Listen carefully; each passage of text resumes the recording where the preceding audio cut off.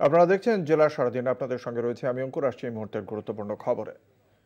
নিয়োগ দুর্নীতি মামলায় সাপ্লিমেন্টারি চার্জশিটে একাধিক বিস্ফোরক দাবি সিবিআই এর। 2014 টেট পরীক্ষায় 157 জন অনুত্তীর্ণ চাকরি প্রার্থীদের নামের তালিকা থেকে 51 জনের চাকরি, এজেন্ট সাব এজেন্টদের মেল আইডি থেকে চাকরি প্রার্থীদের তথ্য যেত সুজয় কৃষ্ণের কাছে। চার্জশিটে এমন দাবি করেছে কেন্দ্রীয় তদন্তকারী সংস্থা সেন্ট্রাল ব্যুরো অফ ইনভেস্টিগেশন বা সিবিআই। এবং টাকার ভাগাভাগি সংক্রান্ত বিষয়ে উঠে এসেছে বিভিন্ন তথ্য। এই সংক্রান্তই বেশ কিছু তথ্য এসেছে আমাদের কাছে, কলকাতা টিভির কাছে সেই এক্সক্লুসিভ তথ্য রয়েছে। আমরা সেই তথ্যই আজকে ধীরে ধীরে তুলে ধরবো আপনাদের সামনে। আমাদের সঙ্গে রয়েছেন, আপনাদের জানিয়ে রাখি, এই যে তথ্যগুলো উঠে এসেছে ঠিক কোন পর্যায় থেকে শুরু হতো নিয়োগ দুর্নীতির চক্রের যারা ছিলেন মাথা, সেই পান্ডাদের কাজ কোন পর্যায় থেকে শুরু হতো, কিভাবে কাজ করতেন এজেন্ট সাব এজেন্টরা, বিভিন্ন সংস্থার যে নাম উঠে এসেছে এই নিয়োগ দুর্নীতির তদন্তে, সেই সংস্থাগুলি কিভাবে এলো, কত টাকা লক্ষ্যমাত্রা ছিল এই সংস্থাগুলির কাছে, তারা কিভাবে কাজ করতেন, এবং এই নিয়োগ দুর্নীতির যে তদন্তের ক্ষেত্রে এই যে এখানে যে একটা বড় রকমের দুর্নীতি হয়েছে, সেই দুর্নীতি কিভাবে ফাঁস হলো, এই প্রত্যেকটি তথ্যই তুলে ধরবো আপনাদের সামনে।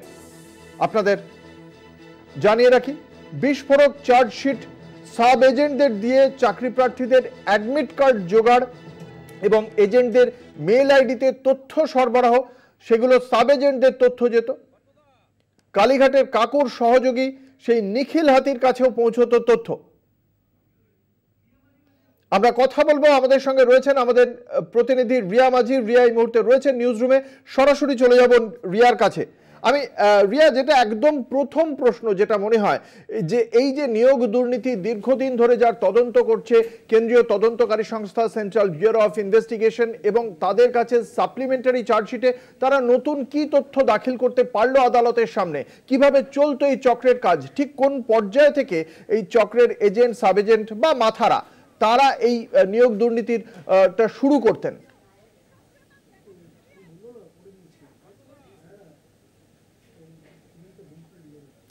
অঙ্কুরদা, তোমাকে জানিয়ে রাখবো যে এই নিয়োগ দুর্নীতির যে জাল সেটা অনেকটা দূর অবধি বিস্তার, সেই বিষয়টা কিন্তু আগেই বলেছিলেন তদন্তকারী এজেন্সি অর্থাৎ সিবিআই এবং ইডিও, এবং কালীঘাটের কাকু যার কথা বারবার উঠে এসেছে, সেই কালীঘাটের কাকু সহ কুন্তল ঘোষ, শান্তনু ব্যানার্জি সহ সন্তু গাঙ্গুলি, একাধিক নাম উঠে এসেছে এই নিয়োগ দুর্নীতিতে।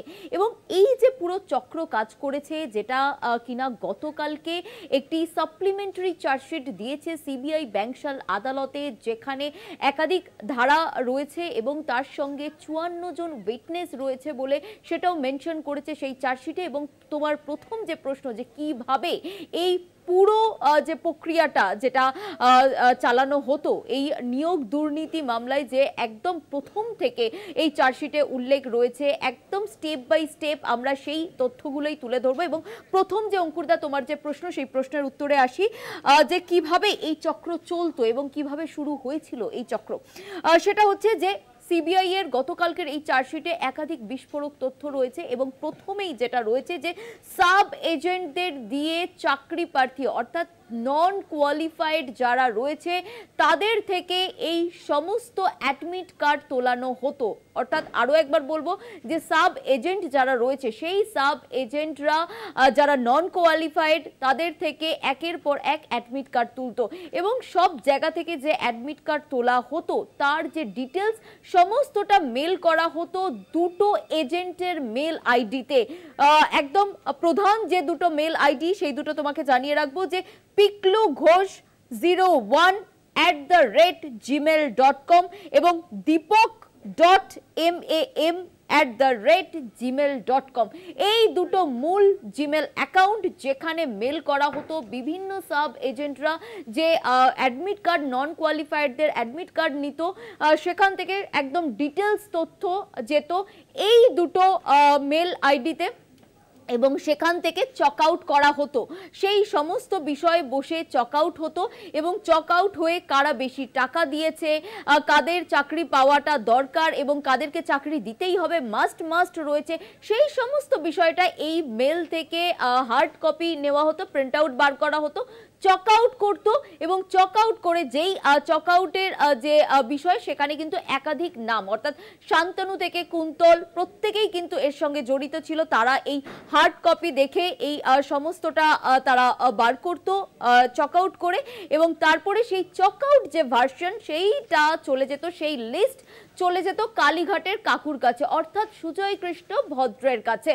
এবং শুধু তাই নয়, সুজয় কৃষ্ণ ভদ্রের যে স্টাফ নিখিল হাতি তার কাছেও কিন্তু যেত এই পুরো চক আউট যে ভার্সন বা যে লিস্ট সেটা চলে যেত এই দুজনের কাছে। এবং এই দুজনের যে মেল আইডি যেটা পুরোটাই কিন্তু উল্লেখ রয়েছে গতকালকের এই সাপ্লিমেন্টারি চার্জশিট যেটা সিবিআই দিয়েছে, এই দুজনের মেল আইডি যেখানে সুজয় কে ডট ভদ্র BHADRA@gmail.com সেই মেল আইডি এবং অপর একটি মেল আইডি হচ্ছে নিখিল হাতি NIKHILHATI09@gmail.com।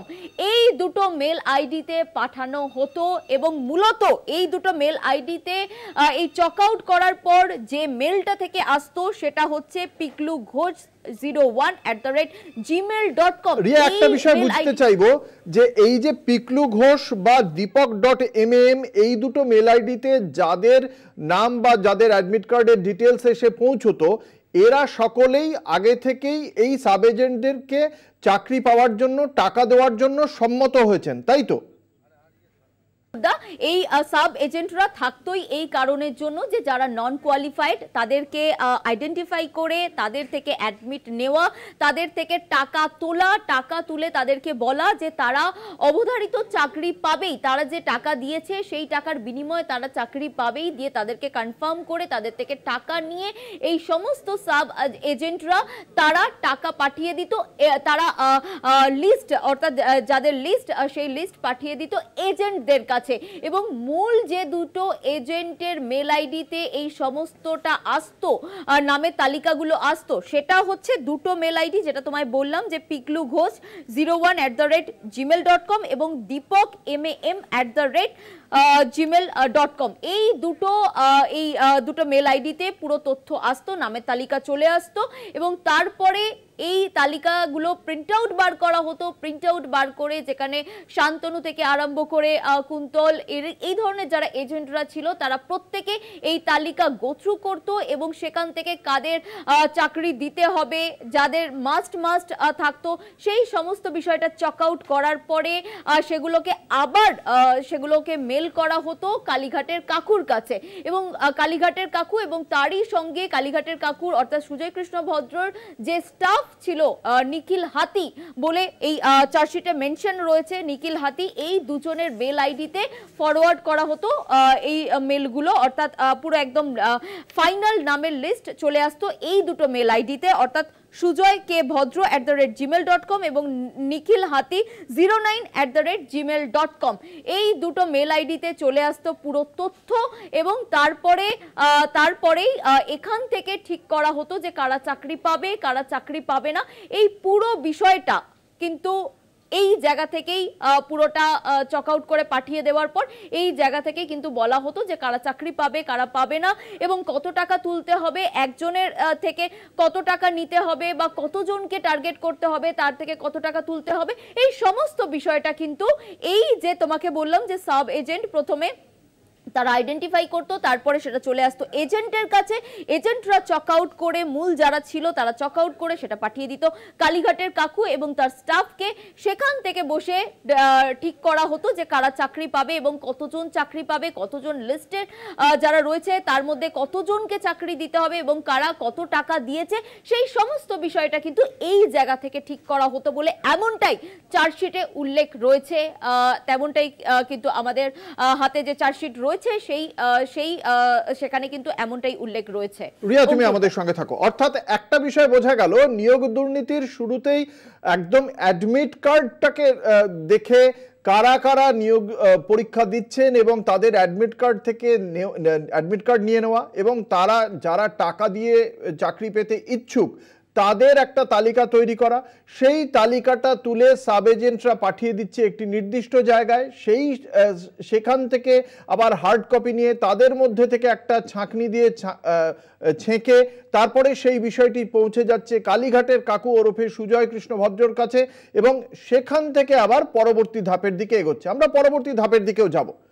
2014 টেটের 157 জন অনুত্তীর্ণ চাকরি প্রার্থীদের নামের তালিকা এজেন্টদের কাছে, নামের তালিকা, সেই তালিকা মেল করেন সুজয় কৃষ্ণ ভদ্র, এবং সেখানে দুজন এজেন্ট থাকতেন। সেই পর্বটা কিভাবে চলতো এবং এই যে লিপস অ্যান্ড বাউন্ডস নামক সংস্থার সঙ্গে এই গোটা ঘটনা নাম জড়িয়ে যাওয়া কিভাবে ঘটলো সেটাও জানবো আমরা। আমাদের সঙ্গে রয়েছেন আমাদের প্রতিনিধি রিয়া মাঝি। আমি রিয়ার কাছ থেকে জানবো এই যে সুজয় কৃষ্ণ ভদ্রর কাছে পৌঁছে গেল গোটা বিষয়টি, তারপর সেখান থেকে কিভাবে চলতো এই চক্রের কাজ, লিপস অ্যান্ড বাউন্সের নামই বা কিভাবে যুক্ত হলো বা জড়িয়ে গেল এই ঘটনার সঙ্গে, পুরো বিষয়টি জানবো রিয়া মাঝির কাছ থেকে। রিয়া রয়েছেন এই মুহূর্তে নিউজ রুমে, সরাসরি চলে যাব। রিয়া, এই যে পরিস্থিতি আমরা দেখতে পাচ্ছি, সেক্ষেত্রে তুমি একটা পর্ব অবধি বললে কিভাবে কাজটা করতো এরা, এবং সেক্ষেত্রে কালীঘাটের কাকু ওরফে সুজয় কৃষ্ণ ভদ্রের কাছে পৌঁছে গেল একটা বড় তালিকা, সেখান থেকেও আবার ঝাড়াই বাছাই হবে এবং তারপরে সেই কারা কারা চাকরি পাবে সেই বিষয়টি স্থির হবে। নিশ্চয়ই সেটা না পেলে কেউ এতগুলো টাকা দিচ্ছে, সে নিশ্চয়ই চাকরির জন্যই লড়াই করছে, এবং সেক্ষেত্রে সুজয় কৃষ্ণ ভদ্র বা তার যারা সহকারী ছিল তাদের কাজটা পরবর্তী পর্যায়ে কিভাবে হতো, এবং লিপস অ্যান্ড বাউন্ডস এই সংস্থার নাম যে নিয়োগ দুর্নীতির সঙ্গে জড়িয়ে গেল সেটাই বা কিভাবে জড়িয়ে গেল। একদমই অঙ্কুরদা, আগের যে স্টেপটা তোমাকে বললাম সেখান থেকে রেস ধরে আমি বলি যে নিখিল হাতি, এই নিখিল হাতি হচ্ছে সুজয় কৃষ্ণ স্টাফ। কোথাকার স্টাফ? যিনি কিনা লিপস অ্যান্ড বাউন্ডসের স্টাফ।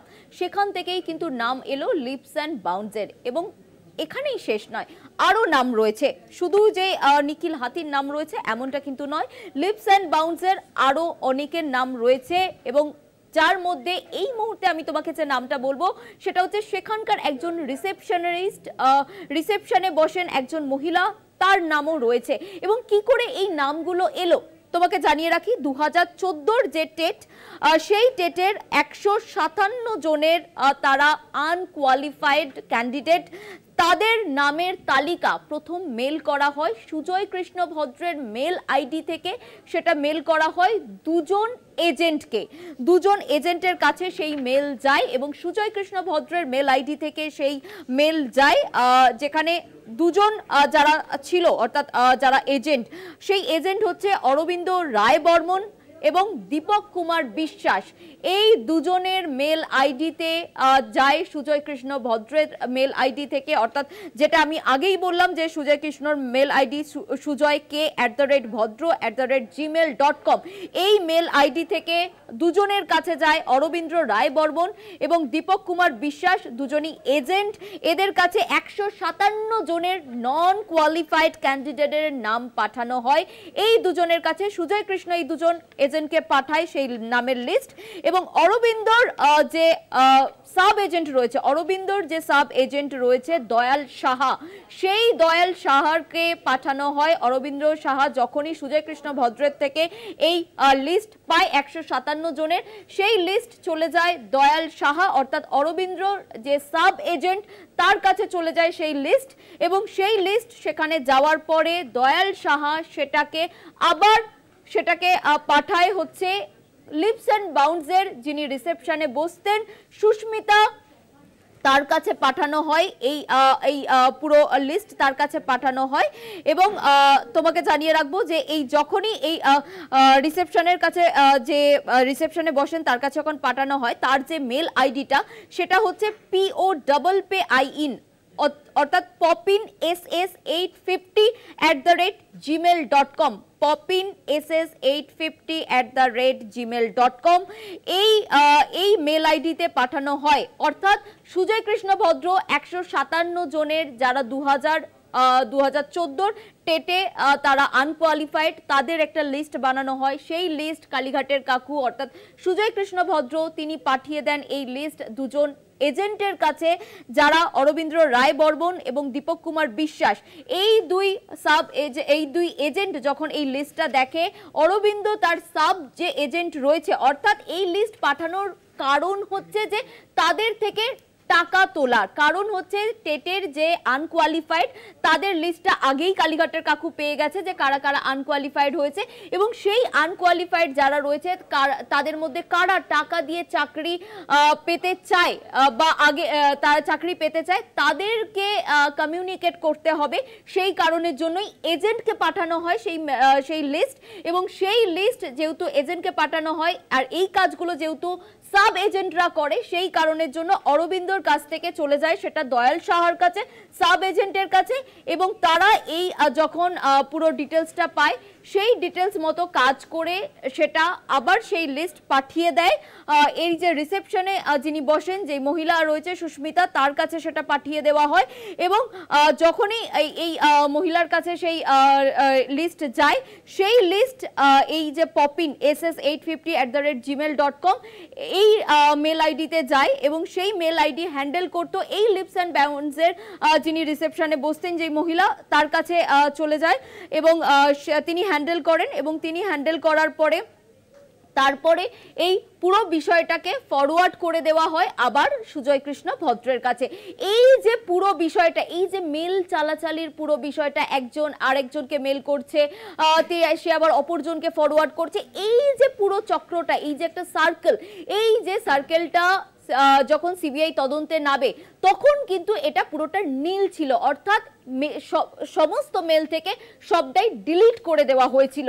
কিন্তু সিবিআই এই পুরোটা রিকভার করে, এবং রিকভার করার পরে সিবিআই এই পুরো বিষয়টা, এই ছকটা সিবিআই জানতে পারে, এবং জানার পরেই যখন West Bengal board of primary এডুকেশনের একজন সেক্রেটারিকে জিজ্ঞাসাবাদ করে, তাদেরকে জিজ্ঞাসাবাদ করে এই লিস্ট যে 157 জনের যে লিস্ট, সেই লিস্ট থেকে যে 51 জনের চাকরি হয়েছিল এবং টাকা নিয়ে চাকরি হয়েছিল সেটা কার্যত পরিষ্কার হয় তদন্তকারী আধিকারিকরা, এবং তারপরেই সেখান থেকে দেখা যায় যে এই 157 জনের মধ্যে 51 জনের চাকরি হয়েছিল বলে এমনটাই তদন্তকারী আধিকারিক তারা জানতে পারে। রিয়া, তুমি আমাদের সঙ্গে থাকো। এখানে বেশ কয়েকটা প্রশ্ন উঠছে, যে প্রশ্ন অর্থাৎ সিবিআই জিজ্ঞাসাবাদ করছে West Bengal board of primary এডুকেশনের একজন আধিকারিককে, সচিব পর্যায়ের আধিকারিককে, এবং তার কাছ থেকে এই বিষয়টি কনফার্মড হওয়া যাচ্ছে যে কিভাবে ঘটতো এই চক্রটা, কিভাবে কাজ করত, এবং একই সঙ্গে যে প্রশ্ন উঠছে যে কিভাবে কাজগুলো করত, লিপস অ্যান্ড বাউন্স কিভাবে যুক্ত ছিল। আমরা এই প্রশ্নের উত্তর খুঁজব, কিন্তু নিতেই হবে একটা বিজ্ঞাপনী বিরতি। বিজ্ঞাপনী বিরতির পর আবারও ফিরে আসছি এই নিয়োগ দুর্নীতি মামলায় সাপ্লিমেন্টারি চার্জশিটে সিবিআই যে নতুন তথ্য আদালতের সামনে পেশ করেছে সেই তথ্য তুলে ধরবো আপনাদের সামনে একটা ছোট্ট বিজ্ঞাপনী বিরতির পর ফিরে আসছি, সঙ্গে থাকুন। আপনারা শুনছিলেন নিয়োগ দুর্নীতির যে ক্ষেত্রে, তদন্তের ক্ষেত্রে যে সাপ্লিমেন্টারি চার্জশিট সিবিআই আদালতে পেশ করেছে, সেই সাপ্লিমেন্টারি চার্জশিটের তথ্য এসেছে কলকাতা টিভির হাতে। সেই এক্সক্লুসিভ তথ্য আপনাদের সঙ্গে ভাগ করে নিচ্ছি আমরা। নিউজ রুমে রয়েছেন আমাদের প্রতিনিধি রিয়া মাঝি। যে তথ্য আমরা জানতে পারলাম যে অ্যাডমিট কার্ড প্রথমে, সেখান থেকেই খোঁজটা শুরু হতো ওই নিয়োগ দুর্নীতির চক্রের যারা এজেন্ট, সাব এজেন্ট, তাদের যারা নিয়োগ দুর্নীতি পরীক্ষা দিয়ে অকৃতকার্য হয়েছেন, সেই অকৃতকার্য হওয়া সেই সমস্ত পরীক্ষার্থীদের খোঁজ করে তারা যদি টাকা পয়সা দিয়ে চাকরি পেতে ইচ্ছুক হন তাদেরকে খুঁজে বার করা, তার জন্যই কাজে লাগতো সাব এজেন্টরা, এবং তাদের হাতে পৌঁছে যেত তাদের যে সমস্ত পরীক্ষার্থীরা রয়েছেন অকৃতকার্য পরীক্ষার্থী, তাদের যে সমস্ত ডিটেলস, অর্থাৎ তাদের অ্যাডমিট কার্ডের ডিটেলস, তাদের বাড়ির ঠিকানা, এবং তাদেরকে কত টাকা দিলে তারা পরীক্ষার তারা কৃতকার্য হবেন বা নিয়োগটা পাবেন সেই বিষয়ে তাদের কনভিন্স করার দায়িত্ব থাকতো এই এজেন্টদের, এবং তারা কনভিন্স করে তাদের কাছ থেকে টাকা এবং অন্যান্য সমস্ত ডিটেলস তারা নিতেন, এবং সেই কাজটা প্রথম থেকে শুরু হয়ে প্রথমে তা আসতো নির্দিষ্ট কয়েকটি মেল আইডিতে, সেখান থেকে চলে আসতো কালীঘাটের কাকু ওরফে সুজয় কৃষ্ণ ভদ্রের কাছে। সেই ডিটেলস নিয়ে আবার সুজয় কৃষ্ণ ভদ্র তিনি তার অন্যান্য এজেন্টদের পাঠাতেন, এবং এখানেই একজন অন্যতম গুরুত্বপূর্ণ ভূমিকা পালন করতেন লিপস অ্যান্ড বাউন্সের একজন রিসেপশনিস্ট। সেই রিসেপশনিস্টের কাছ থেকে আবার সেই তথ্য, সেই মেল ফরওয়ার্ড করা হতো কাকুর মেল আইডিতে। এই সমস্ত মেল ডিলিট করে দিয়েছিলেন নিখিল এবং সুজয় নামে এই নিয়োগ দুর্নীতি চক্রের অন্যতম দুই পান্ডা। পরে সিবিআই এই সমস্ত মেল উদ্ধার করে। আমি আবারও ফিরে যাব নিউজ রুমে, রয়েছেন আমাদের প্রতিনিধি রিয়া মাঝির কাছে। রিয়া, এই যে বিষয়টি আমরা তুমি যেটা দর্শকদের জানালে যে West Bengal board of primary এডুকেশনের একজন আধিকারিক বা সচিব পর্যায়ের আধিকারিককে জিজ্ঞাসাবাদ করে সিবিআই এই তথ্য জেনেছে, অর্থাৎ প্রাথমিক শিক্ষা পর্ষদের পক্ষ থেকেও কেউ কেউ যে এই ঘটনার সঙ্গে লিপ্ত ছিল সেই বিষয়টি কি আর অস্বীকার করা যায়? সেক্ষেত্রে শুধু একজন সচিব পর্যায়ের আধিকারিক নাকি তারও ওপরের কেউ যুক্ত ছিলেন?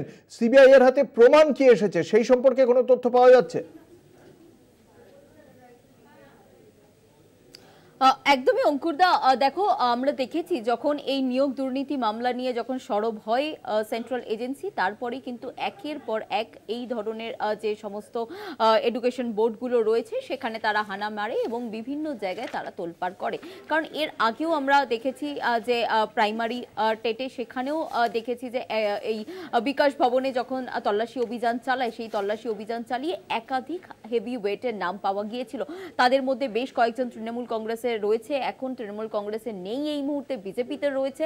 প্রত্যেকের নাম কিন্তু সেখান থেকে পাওয়া গিয়েছিল। এবং তুমি যে প্রশ্নটা করলে যে এই বোর্ডে কেউ যুক্ত রয়েছে কিনা, দেখো বোর্ডে যদি কেউ যুক্ত না থাকে তাহলে এই ধরনের পুরো একটা সার্কেল, এই ধরনের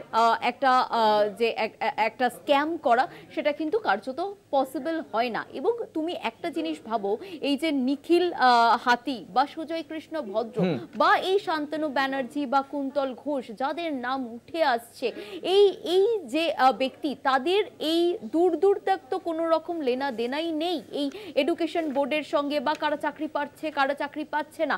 এই যে একদম বলা যায় যে ডিটারমাইন স্ক্যাম, সেই ডিটারমাইন স্ক্যাম করার জন্যই কিন্তু তারা এই পুরো বিষয়টা, তারা এই যারা নন কোয়ালিফাইড তাদের পুরো একটা লিস্ট তোলা এবং সেই লিস্ট একজনের থেকে আরেকজনকে পাঠিয়ে দেওয়া, একদম পুরো প্রি প্ল্যান ওয়াইজ এই যে স্ক্যামটা চলেছে সেটা কিন্তু সিবিআই চার্জশিটে একদম কার্যত স্পষ্ট। এবং সিবিআই বিভিন্ন সময় তারা কোর্টে দাঁড়িয়ে একের পর এক কিন্তু তারা এইটাই বলে গিয়েছে যে একদম প্রি প্ল্যান ভাবে এই পুরো চক্রটা চলেছে।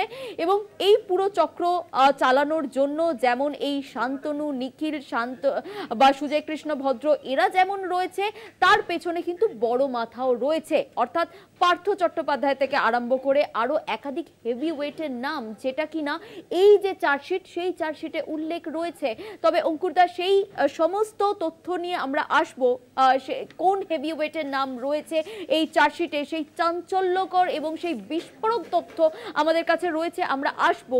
কিন্তু তার আগে তোমাকে বলে রাখি যে এই পুরো চক্রটা চলতো কিভাবে, আজকে আমরা সেটা নিয়ে আলোচনা করব যে এই পুরো চক্রটা চলতো কিভাবে। যেটা প্রথমেই বললাম যে পুরো সাব এজেন্ট দিয়ে টাকা তোলানো হতো, বা নন কোয়ালিফাইড যারা তারা সেইটাকে আগে জানতো, তারপরে সেই মেল চলে আসতো এজেন্টদের কাছে এবং এজেন্টরা সেগুলো চক আউট করে কারা বেশি টাকা দিয়েছে কারা দেয়নি, কাদেরকে চাকরি পেতে হবে, কারা মাস্ট এই সমস্ত বিষয়টা কিন্তু দেখা হতো। এবং দেখা হওয়ার পর সেগুলো চলে আসতো আবার সুজয় কৃষ্ণ ভদ্র এবং লিপস অ্যান্ড বাউন্স। কিন্তু এখানেই নাম আসে লিপস অ্যান্ড বাউন্সের, কারণ সেখানেই স্টাফ ছিল হচ্ছে নিখিল হাতি এবং যে রিসেপশনিস্টের কথা বলছি, যে রিসেপশনে যিনি বসতেন সুস্মিতা, তারও নাম এসেছে, কারণ তার মেল আইডিতেই, তিনি যে মেল আইডিটা ইউজ করতেন পপিন ss850@gmail.com, সেই মেল আইডিতেই আসতো এবং সেই থেকেই কিন্তু এই লিপস অ্যান্ড বাউন্সের নাম সামনে আসে।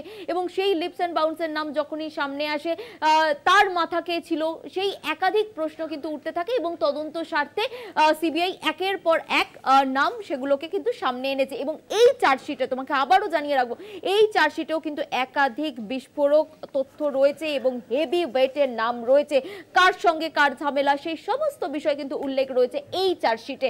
এবং এর পাশাপাশি তোমাকে জানিয়ে রাখবো যে এই যে একদম সর্বশেষ যেটা বলে আমি শেষ করলাম যে 157 জনের মধ্যে 51 জনের চাকরি হয়েছে, এই বিষয়টা কিন্তু তদন্তকারী আধিকারিকরা তারা জানতে পেরেছেন যখন এই লিস্ট, এই রিকভারি মেলগুলো যখন তারা পায়, তারা যখন সমস্ত বিষয়টা দেখে যে কার থেকে কার মেল গেছে এবং কে মেল একটা বিষয় কি খোঁজ পাওয়া যাচ্ছে এই 157 জনের মধ্যে 51 জনের চাকরি হলো, বাকি 106 জন এই নিয়োগ দুর্নীতির পান্ডাদের তালিকা থেকে কেন বাদ পড়লেন সেই বিষয়ে কিছু জানা যাচ্ছে?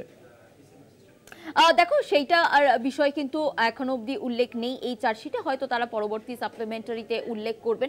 কিন্তু যেহেতু উল্লেখযোগ্য যে বিষয়টা 51 জন যে চাকরি পেয়েছে, দেখো সমস্ত এই নিয়োগ দুর্নীতিতে, যেটা আগেও আমরা খবর করেছি অঙ্কুরদা, যেখানে দেখা গিয়েছে যে লিস্ট আসতো কিন্তু সেই লিস্টের কেউ কোনো রকম রেফারেন্স লিস্ট আসতো, কোনো হেভি ওয়েটের কাছ থেকে রেফারেন্স আসতো, আবার সাব এজেন্টরা তারা দেখতো যে কারা নন কোয়ালিফাইড আছে, টাকা দিতে ইচ্ছুক রয়েছে, তাদের একটা তালিকা তৈরি করা হতো। এই সমস্তটা মিলিয়ে কিন্তু যে রেফারেন্স আছে সেই রেফারেন্স থেকে হতো, সেখানে টাকা নিত কি নিত না সেটা তদন্ত সাপেক্ষ বিষয়। এবং যাদের নামের এই যে 157 জন যেটার কথা বলছি, যে তাদের মধ্যে কেন বাকিদের চাকরি হলো না, এবং হয়তো এই বাকিদের চাকরি হয়নি কারণ হচ্ছে যে টাকা, যে পরিমাণ টাকা তারা তুলেছে সেটাতে হয়তো কভার করে নিয়েছে তাদের যতটা টাকা দরকার ছিল, এবং যেখানে যেখানে পাঠানোর দরকার ছিল এই সমস্ত বিষয়টা হয়তো 51 জনেই কভার করে নিয়েছে, সেই কারণের জন্য বাকিদের চাকরি দেওয়া হয়নি বা তারা পায়নি। এই একাধিক বিষয় কিন্তু হয়েছে। এবং অত্যন্ত উল্লেখযোগ্য অঙ্কুরদা, তোমাকে একটা বিষয় জানিয়ে রাখবো যে এই চার্জশিটেই উল্লেখ রয়েছে যে যাদের চাকরি হয়নি, বহু ক্ষেত্রে দেখা গিয়েছে যে কিছু জনের যখন চাকরি হয়নি তারা টাকা দিয়েছে কিন্তু চাকরি পাচ্ছে না, সেক্ষেত্রে কিন্তু তাদের টাকা ফেরতও হয়েছে বলে এমনটাও উল্লেখ রয়েছে এই চার্জশিটেই। তো সেক্ষেত্রে হয়তো যাদের চাকরি হয়নি, সুন্দরভাবে চলতো এই চক্র, যাদের টাকা দিয়ে চাকরি হয়নি তাদের টাকাও ফেরত চলে গিয়েছে সংশ্লিষ্ট সেই অকৃতকার্য পরীক্ষার্থীর কাছে। এবং এই যে চক্র চলতো সেই চক্রের তদন্ত নেমে আমরা এটাও জানতে পেরেছিলাম যে কিভাবে টাকা পয়সার লেনদেন হতো সেই সংক্রান্ত একটি ফোন কল, সেই ফোন কল বা কোনো একটা আলোচনা, সেটা সম্পূর্ণ রেকর্ড হয় এবং সেই রেকর্ড কার কণ্ঠস্বর, সেই কণ্ঠস্বর নিয়ে চলে তদন্ত। সেই কণ্ঠস্বর চেক করার জন্য ভয়েস স্যাম্পল টেস্ট করার কথা বলা হয়। এক পক্ষের তরফ থেকে দাবি করা হয় যে সেই কণ্ঠস্বর সুজয় কৃষ্ণ ভদ্র। সেই বিষয়টি নিয়ে আমরা আলোচনায় আসবো। তাহলে সেই কণ্ঠস্বর সংক্রান্ত যে বিতর্ক, সেই বিতর্কটা ঠিক কি জানতে পারছে সিবিআই, আমরা সেই আলোচনায় ফিরবো একটা ছোট্ট বিজ্ঞাপনী বিরতির পর। সঙ্গে থাকুন। আপনারা দেখছেন কলকাতা টিভি, আপনাদের সঙ্গে রয়েছে আমি অঙ্কুর। আজকে নিয়োগ দুর্নীতি মামলার যে সাপ্লিমেন্টারি চার্জশিট জমা দিয়েছে সেন্ট্রাল ব্যুরো অফ ইনভেস্টিগেশন, সেই সাপ্লিমেন্টারি চার্জশিটে নতুন কি তথ্য আদালতের কাছে জমা দিয়েছে কেন্দ্রীয় তদন্তকারী সংস্থা, সেই তথ্য আমরা আপনাদের সামনে তুলে ধরছি। এবং সেখানে উঠে এসেছে একাধিক উল্লেখযোগ্য তথ্য। কিভাবে চলতো এই নিয়োগ দুর্নীতি চক্রটি, কিভাবে কাজ করত, প্রথমে কিভাবে এই চক্র প্রথম কাজটা কি ছিল, যারা অকৃতকার্য হতেন পরীক্ষা দিয়ে, নিয়োগ যে পরীক্ষা সেই পরীক্ষায় অকৃতকার্য হতেন যারা, তাদেরকে চিহ্নিত করা, তাদের কাছে পৌঁছে যাওয়া এজেন্ট এবং সাব এজেন্টের মাধ্যমে, এবং সেখানে গিয়ে তাদেরকে কনভিন্স করানো যে তারা যদি কিছু টাকা দেয় তাহলে তারা নিয়োগ পেতে পারেন। এবং সেক্ষেত্রে যেই বিষয়টি হলো, তারপরেই তাদের কাছ থেকে সেই টাকা নেওয়া, তাদের অ্যাডমিট কার্ড সহ অন্যান্য ডিটেলস নেওয়া, তারপরে সেটি চলে যেত একটি নির্দিষ্ট মেল আইডিতে। সেই মেল আইডি থেকে আবার চলে যেত কালীঘাটের কাকু ওরফে সুজয় কৃষ্ণ ভদ্রের কাছে। সুজয় কৃষ্ণ ভদ্রের কাছ থেকে আবার চলে যেত পরবর্তী ধাপগুলিতে, এবং এর মধ্যেই জড়িয়ে যায় লিপস অ্যান্ড বাউন্স সংস্থার নাম। কারণ লিপস অ্যান্ড বাউন্সের যে রিসেপশনিস্ট তিনিও ছিলেন এই চক্রের অন্যতম একজন। এবং সেখান থেকে কিভাবে টাকাগুলো যেত, এই কাজ করতে গিয়েই কালীঘাটের কাকু শান্তনু কুন্তল 2017 সালে তাদের একটি বৈঠক হয়, যে আলোচনার বিষয়ে ঘুষের টাকা নিয়ে আলোচনা হয়, এবং সেখানে ভয়েস রেকর্ড করে নেন এদেরই কোনো একজন। কে রেকর্ড করে নিয়েছিলেন, এই ভয়েস স্যাম্পল থেকে কি জানা যাচ্ছে, সিবিআই কি জানতে পারছে, সেই বিষয়গুলি জানবো। আমাদের সঙ্গে রয়েছেন আমাদের প্রতিনিধি রিয়া মাঝি, রয়েছেন নিউজ রুমে। সরাসরি চলে যাব রিয়ার কাছে। রিয়া, আমরা দেখেছি নিয়োগ দুর্নীতি তদন্তে বারংবার উঠে এসেছে কালীঘাটের কাকু ওরফে সুজয় কৃষ্ণ ভদ্রর ভয়েস স্যাম্পলের কথা। কেন তিনি কণ্ঠস্বরের নমুনা দিচ্ছেন না সেই নিয়ে চলেছে বিতর্ক, বহু শো হয়েছে তা নিয়ে এই কলকাতা টিভির পর্দাতেও। আমি এই বিষয়টা জানতে চাইবো যে ঠিক কিভাবে ঘটেছিল সেই ঘটনাটা।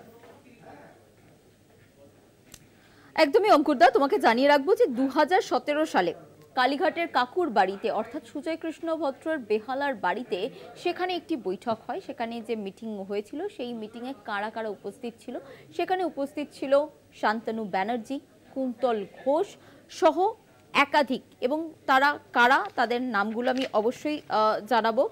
সেটা হচ্ছে যে সেখানে উপস্থিত ছিল শান্তনু ব্যানার্জি এবং অরবিন্দ্র রয়, তিনি উপস্থিত ছিলেন এবং একই সঙ্গে উপস্থিত ছিলেন হচ্ছে সুরজিৎ চন্দ্র, অরবিন্দ্র রয় বর্মন, কুন্তল ঘোষ সহ শান্তনু ব্যানার্জি এবং কালীঘাটের কাকু সেই বাড়িতে উপস্থিত ছিলেন সেই মিটিং এর সময়।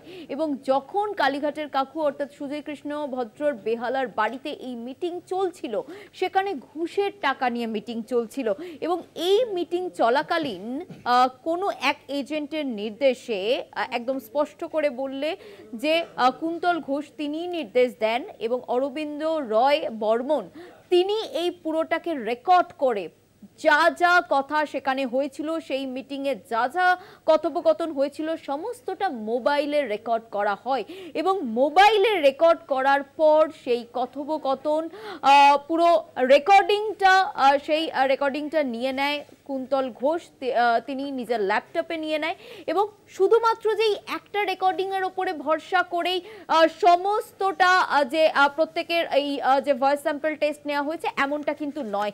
এটা একটা গুরুত্বপূর্ণ অবশ্যই এবং এটা একটা তদন্ত স্বার্থে এই যে একটা কল রেকর্ড, এই যে ফোন রেকর্ডিংটা অর্থাৎ ভয়েস রেকর্ডিংটা অত্যন্ত একটা গুরুত্বপূর্ণ রোল প্লে করেছে অবশ্যই।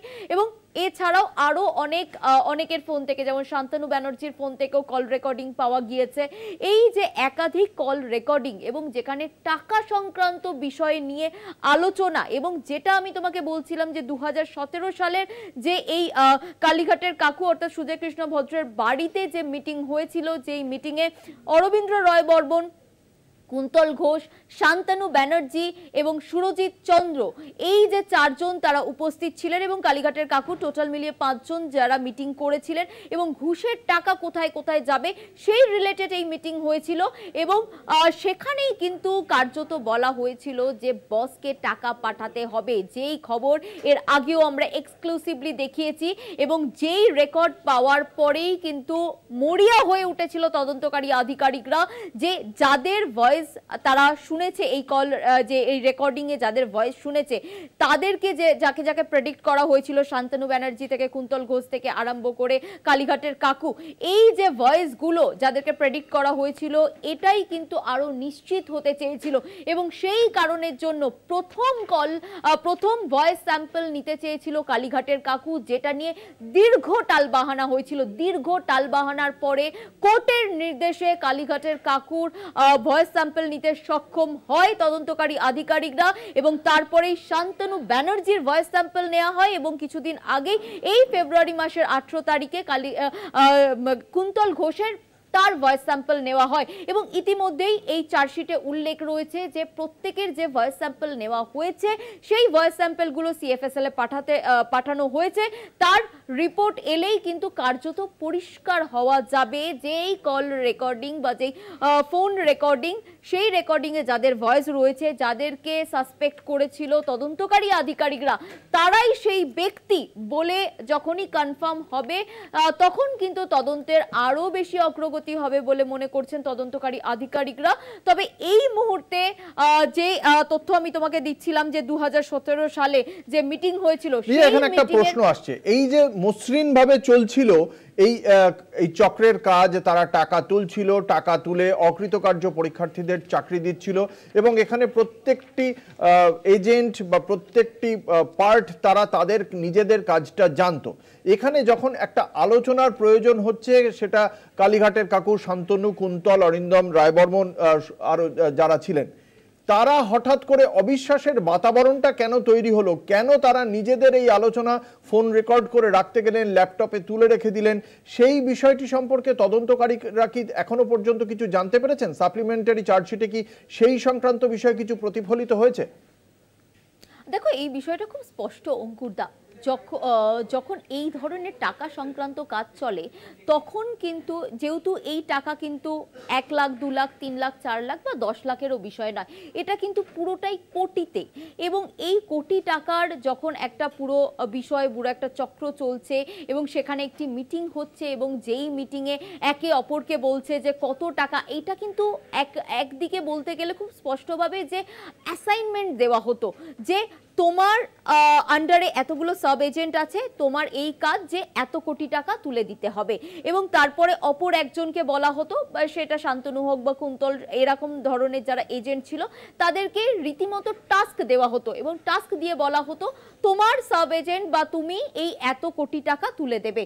এবং সেই যে টাস্ক, সেই টাস্ক যখন এজেন্টরা ফলো করছে সেই সময় একটি মিটিং হচ্ছে এবং সেই মিটিংয়ে সেখানে ঘুষের টাকা, অর্থাৎ যে অ্যাসাইনমেন্ট দেওয়া হয়েছে, সাপোজ ধরো 100 কোটি টাকা, এবং সেই 100 কোটি টাকার মধ্যে কয়েক কোটি টাকা সেটা পাঠাতে হবে এক জায়গায়, সেটা আগে থেকে চক আউট করা যে এই টাকা এখানে পাঠাতে হবে, কিন্তু বাকি যে টাকাটা বাঁচবে সেটা নিজেদের মধ্যে ভাগ বাটোরা হয়ে যাবে। এবং সেই ভাগ বাটোরা যখন হবে সেখানে কে কত টাকা পাবে বা কে কত টাকা, আমরা সেই জায়গাটা আসবো রিয়া। আমি যেটা জানতে চাইছিলাম এক্ষেত্রে যে এই নিজেদের মধ্যে একটা অর্থাৎ অবিশ্বাসের বাতাবরণ তৈরি হয়েছিল এই হিউজ অ্যামাউন্ট নিয়ে, যেহেতু কারবারটা চলছিল। যে কথা আমাদের প্রতিনিধি রিয়া মাঝি বলছেন যে এজেন্টদের কাছে টার্গেট বেঁধে দেওয়া হতো। আমরা দেখেছি সেলস কোম্পানিগুলো বিভিন্ন তাদের পণ্যের জন্য টার্গেট বেঁধে দেয় যে তোমাকে এত টাকার সেল করতে হবে, অর্থাৎ এরা প্রত্যেকে এক একজন এজেন্টের যে কাজগুলো করতেন যে তাকে এত টাকা কোম্পানিকে বিজনেস দিতে হবে, এটা একটা বিজনেসে দাঁড়িয়ে গিয়েছিল এবং সেই বিজনেসে কে কত টাকা পেত আমরা সেই বিষয়টি নিয়ে এবার জানবো যে এই টাকা যাদের নাম এখনো পর্যন্ত আমরা বারংবার শুনতে পাচ্ছি, সেই তারা কে কত টাকা করে পাবেন সেই বিষয়টি জানার সময় এসেছে এবং এই নিয়োগ দুর্নীতি ফাঁসই বা হলো কি করে, সেই সমস্ত তথ্য নিয়ে ফিরে আসব একটা ছোট্ট বিজ্ঞাপনী বিরতির পর। আপনারা আমাদের সঙ্গে থাকুন, দেখতে থাকুন এই বিশেষ প্রতিবেদন। নিয়োগ দুর্নীতির যে চক্র, সেই চক্র এতদিন ধরে চলেছে। বহু অকৃতকার্য পরীক্ষার্থী শুধুমাত্র টাকার বিনিময়ে তারা চাকরিও পেয়ে গিয়েছেন এবং সেই তথ্য ফাঁস হওয়ার পরেই তদন্ত শুরু করে কেন্দ্রীয় তদন্তকারী সংস্থা সিবিআই তদন্ত করে যা জানতে পেরেছে সেই তথ্যই তুলে ধরছি আমরা আপনাদের কাছে। সিবিআই আদালতের কাছে যে সাপ্লিমেন্টারি চার্জশিট জমা দিয়েছে সেখান থেকেই তথ্য পেয়েছে কলকাতা টিভি। সেই এক্সক্লুসিভ তথ্য তুলে ধরছেন নিউজরুম থেকে আমাদের প্রতিনিধি রিয়া মাঝি। আমরা যে তথ্য পাচ্ছি যে এই বিপুল যে চাকরি প্রার্থী, 2000 চাকরি প্রার্থীর কাছ থেকে 100 কোটি টাকা তোলার পরিকল্পনা করা হয়েছিল। অর্থাৎ এই যে এজেন্টরা কাজ করতেন, অকৃতকার্য পরীক্ষার্থীদের চিহ্নিত করা এবং তাদেরকে বোঝানো তাদের যে টাকা দিলে তারা চাকরি পেতে পারেন এবং সেক্ষেত্রে কত টাকা তাকে দিতে হবে সেটাও নির্দিষ্ট করে দেওয়া হতো এক একজন এজেন্টকে, যে একজন পরীক্ষার্থী কত টাকা দিলে তিনি নিয়োগটা তার নিশ্চিত করতে পারবেন। এবং এভাবেই একটা বিপুল অঙ্কের টাকা তোলা হতো। সেই টাকা কিভাবে কারা পেতেন, ভাগ বাটোয়ারা কিভাবে হতো এই দুর্নীতি চক্রের সঙ্গে জড়িত পাণ্ডাদের মধ্যে, সেই বিষয়ে জানবো। আমাদের সঙ্গে নিউজরুম থেকে রয়েছেন আমাদের প্রতিনিধি রিয়া মাঝি। রিয়া, সে বিষয়ে কি জানা যাচ্ছে যে ভাগ বাটোয়ারা কিভাবে হতো এই বিপুল অর্থের?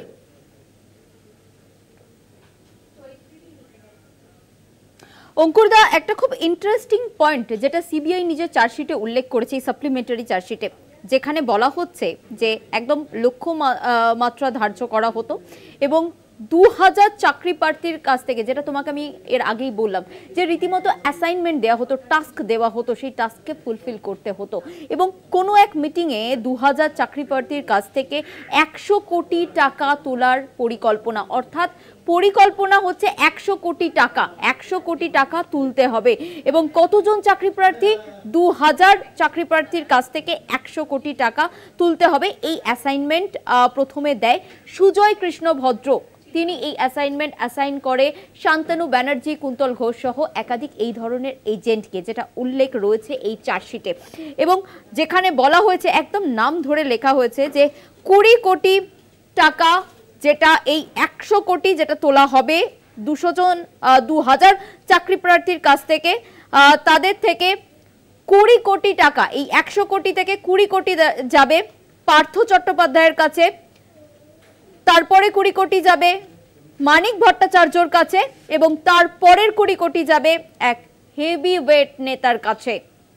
সেই বিষয়টা উল্লেখ রয়েছে চার্জশিটে। এবং বাকি 40 কোটি সেই 40 কোটি টাকা যাবে যারা মিটিং করছেন, অর্থাৎ সুজয় কৃষ্ণ ভদ্র, শান্তনু ব্যানার্জি, কুন্তল ঘোষ সহ যারা এই ধরনের এজেন্টরা বসে মিটিং করছে তাদের কাছে বাকি 40 কোটি সেটা ভাগাভাগি হবে।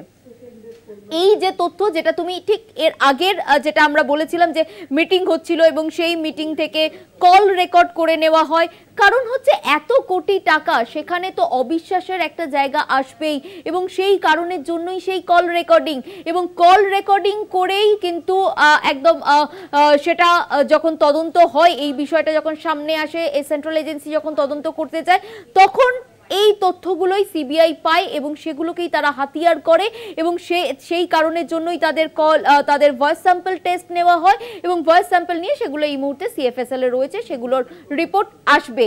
তবে এই যে পুরো বিষয়টা যেটা তোমাকে বলছিলাম, যে এই পুরো বিষয় যেখানে 2000 চাকরি প্রার্থীর কাছ থেকে 100 কোটি টাকা তোলার পরিকল্পনা, কিন্তু এই যে পরিকল্পনা সেই পুরো বিষয়টা কিন্তু জানতে পারে তদন্তকারী আধিকারিকরা।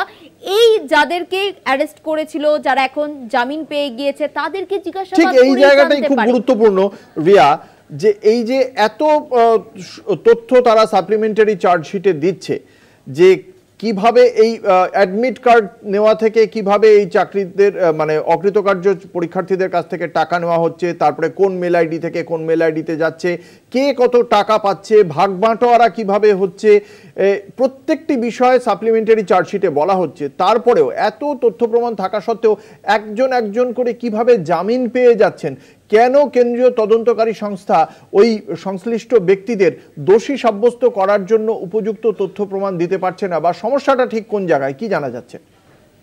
খুব সহজ বিষয় অঙ্কুরদা, যেই ইন্টারেস্টিং পয়েন্টটা আমি তোমাকে বলছিলাম, যে 2000 চাকরি প্রার্থীর কাছ থেকে 100 কোটি টাকা, এটা অত্যন্ত একটি গুরুত্বপূর্ণ এই তদন্তের ক্ষেত্রে। কিন্তু সাপ্লিমেন্টারি চার্জশিটে তদন্তকারী আধিকারিকরা বলছে যে এটা পরিকল্পনার ওপরে তো কাউকে তুমি দোষী সাব্যস্ত করতে পারো না, বা তাকে ট্রায়াল অবধিও নিয়ে যেতে পারো না, কারণ এটা তো তাদের পরিকল্পনা ছিল, সেটা তো বাস্তবায়িত হয়নি, এবং আদেও বাস্তবায়িত হয়েছে কিনা সেটা এখনো অবধি সেন্ট্রাল এজেন্সি তারা জানতে পারেনি, এবং যদি জানতে পারতো তাহলে তারা এভিডেন্স দিত, এবং এভিডেন্সই যখন দিতে পারছে না এবং নিজেরাই যখন বলে দিচ্ছে যে এটা পরিকল্পনা, এবং তাহলে অ্যাকর্ডিং টু ল সেটা ধরে নেওয়া হচ্ছে যে সেটা পরিকল্পনার জগতেই ছিল, সেটা কখনো বাস্তবায়িত হয়নি। এবং যখন বাস্তবায়িত হলোই না, যখন এই 200 জন ক্যান্ডিডেটের কাছ থেকে 2000 ক্যান্ডিডেটের কাছ থেকে 100 কোটি টাকা তোলাই হলো না, 20 কোটি পার্থ বা মানিক বা হেভি ওয়েট যে নেতার কথা বলা হয়েছে তার কাছে গেলই না, তাহলে দোষ কিসের? এটা তো পরিকল্পনা, এমনটাই তো জাজ তিনি বলছেন। এবং সেই কারণের জন্যই তো যখনই এভিডেন্স দিতে পারছে না, তথ্য প্রমাণ দিতে পারছে না, একদম খুব সহজ কথায় বলতে গেলে যে এভিডেন্স, তথ্য প্রমাণ, এই যে একাধিক এভিডেন্স লাগে তদন্তের স্বার্থে, সেই এভিডেন্স যদি কোর্টে প্রডিউস না করতে পারে তাহলে তো অ্যাকিউজডরা জামিন পেয়ে যাবেই, খুব সহজ ভাষায় তো এটাই বলে অ্যাকর্ডিং টু ল। তাহলে রিয়া, এই এভিডেন্স যখন দিতে পারছে না, তাহলে নিয়োগ দুর্নীতির এই যে চাকরির এই যে দুর্নীতিটা যে হচ্ছে, এই চক্রটা যে চলছে, এই খবরটা ফাঁস হয়ে গেল কি করে, বাইরে কি করে এলো? অঙ্কুরদা, আরো একটি ইন্টারেস্টিং পয়েন্ট এই চার্জশিটে উল্লেখ রয়েছে, তবে আজকে নয়, এটা আমরা আরো একদিন এই পুরো বিষয়টা নিয়ে আসবো। এবং তোমার খুব ইন্টারেস্টিং এই প্রশ্ন, যেখানে নিয়োগ দুর্নীতির খবর ফাঁস হলো কিভাবে, তুমি যে প্রশ্ন করলে, এই চার্জশিটেই উল্লেখ রয়েছে একটি খুব ইম্পর্টেন্ট পয়েন্ট, যেখানে বলা হয়েছে পার্থ চট্টোপাধ্যায়ের সঙ্গে একজন তৃণমূল কংগ্রেসের হেভি ওয়েট নেতা, তার ডিসপিউট ছিল, তার কোন রকম সমস্যা ছিল দুজনের মধ্যে, এবং সেখান থেকেই এই পুরো নিয়োগ দুর্নীতির চক্র ফাঁস হয়েছে, এবং সেখান থেকেই পুরো বিষয়টা সেন্ট্রাল এজেন্সি তদন্ত করছে, এবং সেখান থেকেই সূত্রপাত কিনা অবশ্যই আমরা এই জায়গাতে আসবো, আমরা ফোকাস করব।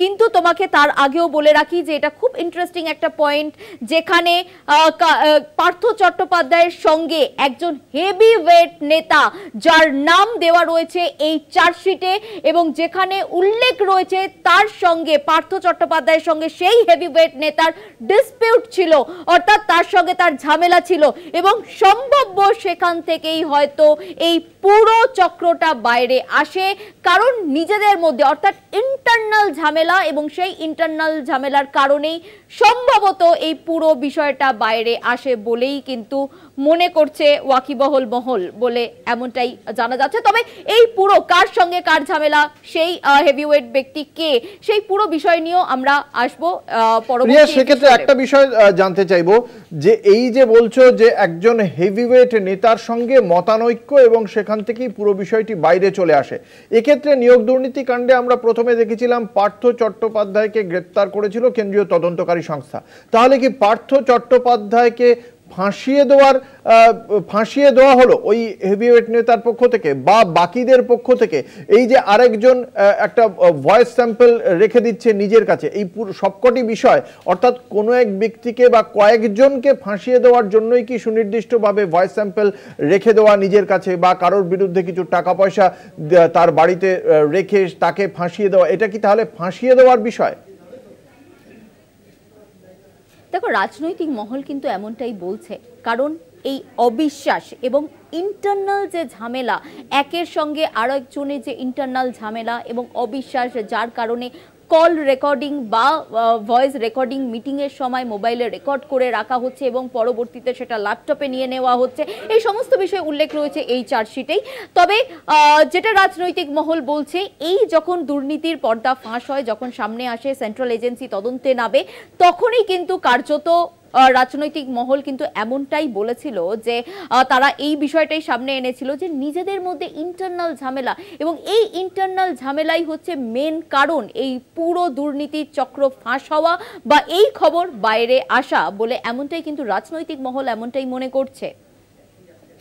সেক্ষেত্রে রিয়া, অনেকগুলি প্রশ্ন এখনো থেকে যাচ্ছে আমাদের কাছে যে এখনো পর্যন্ত সাপ্লিমেন্টারি চার্জশিটে 2014 থেকে যখন এই ঘটনা এভাবে একটা চক্র চলছে, আজকে 2025-এ যখন শেষ সাপ্লিমেন্টারি চার্জশিট দিচ্ছে, কিন্তু এই তদন্ত তো সিবিআই অনেকদিন ধরে করছে।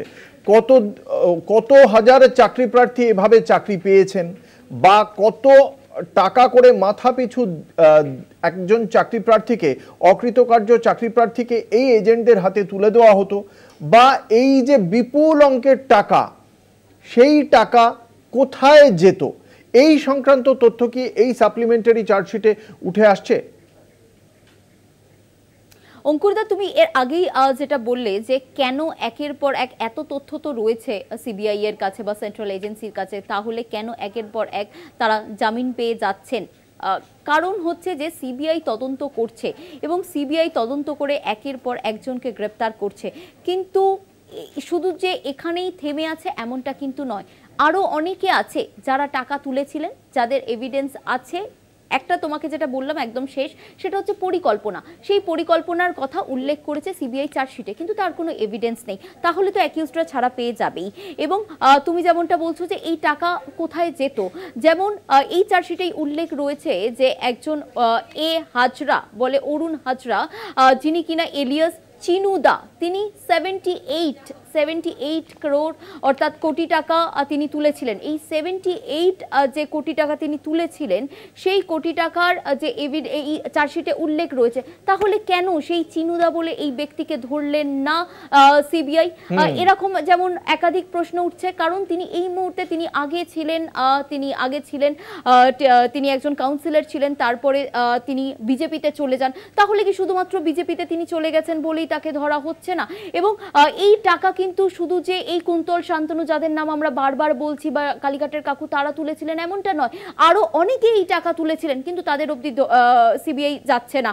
এবং একই সঙ্গে যেটা দেখা যাচ্ছে যে যাদেরকে ধরছে তাদেরকে এভিডেন্সের অভাবে ছেড়ে দিতে হচ্ছে। এবং এই যে কত টাকা করে তুলেছে তুমি যেটা বলছো, প্রায় একজনের কাছ থেকে প্রায় 5 লাখ 6 লাখ, যেখানে যেমন পেয়েছে, কারণ তাদের কাছে একটা টাস্ক থাকতো, একটা অ্যাসাইনমেন্ট থাকতো, যাকে যেরকম পেরেছে সেরকম ভাবে তারা টাকা নিত। এবং খুব ইন্টারেস্টিং পয়েন্ট এটাও যে যাদেরকে দিতে পারেনি এবং তাদের তরফ থেকে কোনো রকম পুলিশি কেস করে দেওয়ার ভয় বা এই ধরনের, তাদেরকে বেশ কয়েকজনকে দেখা গিয়েছে যে তারা টাকা ফেরতও দিয়েছে। সেক্ষেত্রে কিন্তু এই যে কেস করা বা এই থানায় যাওয়া বা এই পুলিশকে বলা বা এই কমপ্লেন করা, সেই বিষয়টা সেই কারণের জন্য হয়নি।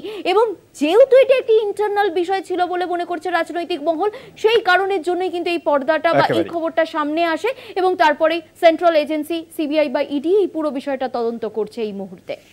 একেবারেই ধন্যবাদ রিয়া। আমাদের সঙ্গে ছিলেন নিউজরুম থেকে আমাদের প্রতিনিধি রিয়া মাঝি। যে চাকরি প্রক্রিয়ার ক্ষেত্রে, নিয়োগ প্রক্রিয়ার ক্ষেত্রে যে দুর্নীতি, সেই দুর্নীতি চক্র কিভাবে কাজ করতো সেই বিষয়টি তুলে ধরলাম। এক্সক্লুসিভলি কলকাতা টিভির হাতেই উঠে আসে সেই সিবিআই এর সাপ্লিমেন্টারি চার্জশিটের তথ্য, এবং সেখানে আরেকটি পর্ব বাকি থাকলো যেখানে আমরা তুলে ধরবো ঠিক এই ঘটনার প্রেক্ষিতে কোন হেভিওয়েটের কথা বারংবার উঠে আসছে, যার নাম উজ্জ্ব থাকছে।